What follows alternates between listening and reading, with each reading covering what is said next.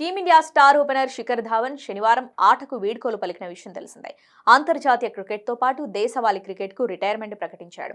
జీవితంలో తర్వాతి పేజ్కి వెళ్లాల్సిన సమయం వచ్చిందని, అందుకే రిటైర్మెంట్ ప్రకటిస్తున్నానని చెప్పాడు. అయితే రిటైర్మెంట్ ప్రకటించిన 2 రోజులకే ధావన్ కీలక నిర్ణయం తీసుకున్నాడు. లెజెండ్స్ లీగ్ క్రికెట్లో పాల్గొననున్నట్లు 38 ఏళ్ల ఈ ఎడమ చేతి వాటం బ్యాటర్ ప్రకటించాడు. తన నుంచి ఆట విడదీయలేని భాగమని, తన శరీరం ఇంకా ఆ ఆటకు సహకరిస్తుందని తెలిపాడు. మైదానంలో తన స్నేహితులను తిరిగి కలుసుకుంటున్నాడు. అభిమానులకు కొత్త జ్ఞాపకాలు అందించడానికి సిద్ధంగా ఉన్నానని ధవన్ పేర్కొన్నాడు. లెజెండ్స్ లీగ్ క్రికెట్ 2022లో ప్రారంభమైన సంగతి తెలిసిందే. తొలి సీజన్లో ఇండియా క్యాపిటల్స్ విజేతగా నిలిచింది. ఇక గత 2023 సీజన్లో మణిపాల్ టైగర్స్ ఛాంపియన్ గా నిలిచింది. ఈ లీగ్ లో మొత్తం 6 జట్లు పాల్గొన్నాయి. అయితే గత సీజన్లో గౌతమ్ గంభీర్, శ్రీశాంత్ మధ్య జరిగిన వాగ్వాదం తీవ్ర చర్చనీయాంశంగా మారింది. కాగా ఢిల్లీకి చెందిన శిఖర్ ధావన్ దాదాపు పుష్కర కాలం పాటు భారత్ తరపున ప్రాతినిధ్యం వహించాడు.